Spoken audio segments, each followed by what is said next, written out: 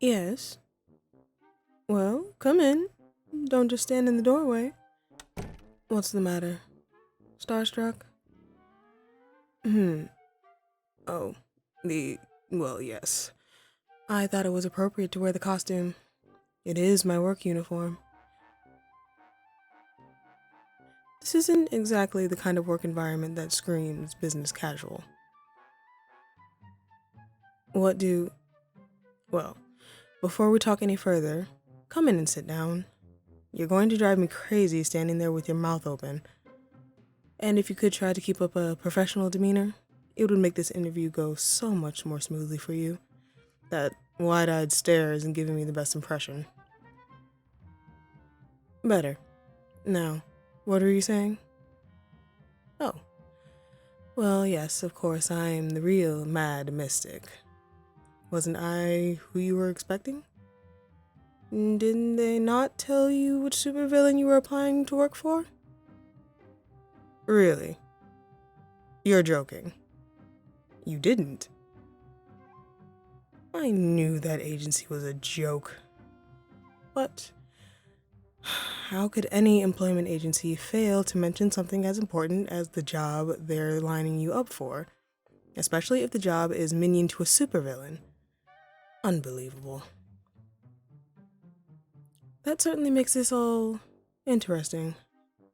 Well, what do you think? Would you like to continue the interview? Well, this might hurt your chances a little bit, seeing as you weren't really planning on breaking into the industry, but it doesn't disqualify you at all. Well then, let's see where this goes, shall we? Who knows? You might be able to bring a unique perspective to my lair. Let's see. Some of these questions are probably unnecessary. I'm sure you haven't had any previous experience in villainy, correct? Given how intimidated you look right now, I doubt you've ever been within 100 feet of somebody like me. Here's a good one. What does villainy mean to you? What do you picture a villain as? Not the traditional answer, but at least it's honest. I don't trust the people that try to tell me what they think I want to hear.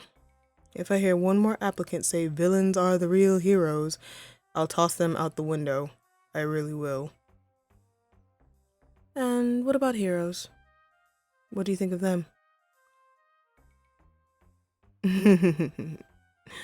Perhaps a little too honest there, but that's alright. They work hard to project that image. You'll see what they're really like if you get the job.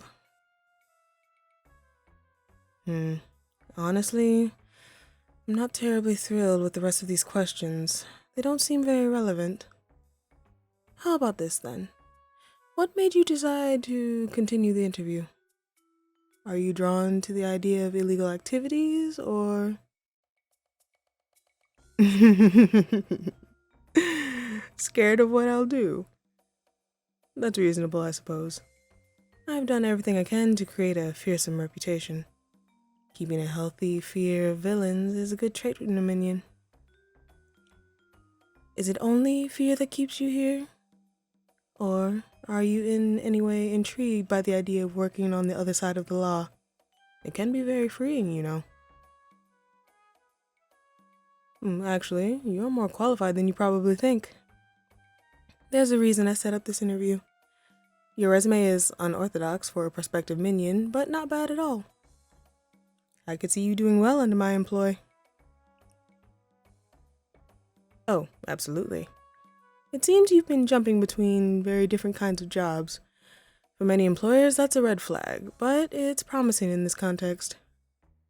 Being a minion demands a broad skill set and the ability to adapt quickly.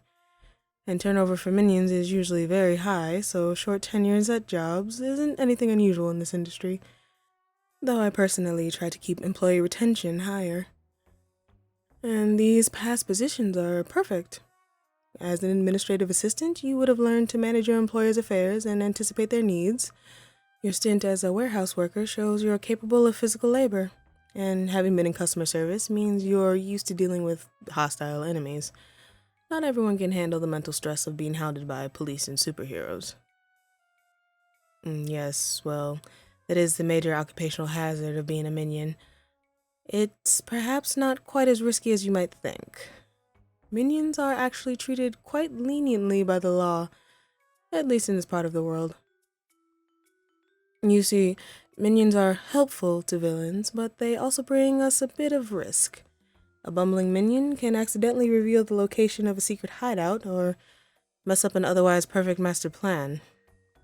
So the legal system tries to drive unsuccessful criminals to minion work by offering light sentences and rehabilitation programs when they're caught. Oh, of course, there's always the heroes to worry about. But the heroes in this city are usually more of the knockout gas and lasso throwing types, not the beat you unconscious types. Not much to be afraid of there. I'm a bit more picky about who I hire, of course. Big name villains like me can't afford major screw-ups. I hire quality minions, and in return I provide much better benefits. Well, for starters, there's the pay. Given your background, I can start you off in the high 5 figures. Quite a bit more than what you'd get working for most villains, and with plenty of opportunity for raises. Aside from that, you get 4 weeks of vacation plus holidays, significant sick leave, hazard pay for dangerous tasks, and a robust health plan. Unfortunately, we can't pair up with any official insurance companies for obvious reasons, but we run our own internal insurance. Oh, and we have a union too. I do like to provide for my employees, but I admit that half the reason for all this is just to make rich capitalists squirm. I love watching them trying to explain to people how an evil villain can treat their employees better than they can. Oh, and there are a few unconventional perks as well. Earning an Employee of the Month entitles you to 1 free rescue in case of arrest or capture. Those are difficult to pull off, so we can't just bust everyone out all the time. And if you do an exceptionally good job, you can request resources for your own personal crimes. Within reason, of course. Oh, and of course you'll want to know about what your actual duties would be. You'd start out working exclusively in the lair, performing maintenance on the doomsday devices, organizing stolen goods, that sort of thing. You can get promoted to accompanying me on heists before too long if you show promise. You'll be provided with weapons and combat training in that event, naturally. And between you and me, there's going to be an opening for my sidekick before too long. The current one is retiring, and you strike me as a good fit. That's a very lucrative position, and actually quite a bit safer too. You wouldn't be expected to hang back and keep the enemy busy like the others. And you needn't worry about being forced into an ethical conundrum, not unless you're a real goody-goody anyway. I'm in the villain game to shake up society and topple the high and mighty, not bring harm to average ordinary people. That's just beneath me. Well, what do you think of all this? Do you think you'd accept if I offered you the position? Interesting. Well, I think it's about time to wrap this interview up. But first, a word of warning. I'm not certain if your employment agency mentioned this to you, but everything that transpired here is top secret. Whether you decide this position is for you or not, do not approach the police or any heroes about this. I will find out, and there will be consequences. Just a little joke. Maybe. I'd be careful if I were you. I'm a very good employer, but I'm not the type of person you want to upset. Well, I think that just about concludes the interview, unless you have any questions? No? Well then, this has been a very interesting experience for both of us, I imagine. I know none of this is what you were expecting, but I hope you can appreciate the opportunity that has presented itself. I'll be in touch with an official job offer if I decide you're the best candidate. In fact, confidentially, I think you're probably a shoo-in. It's rare to get an applicant without a criminal history, which brings some benefits.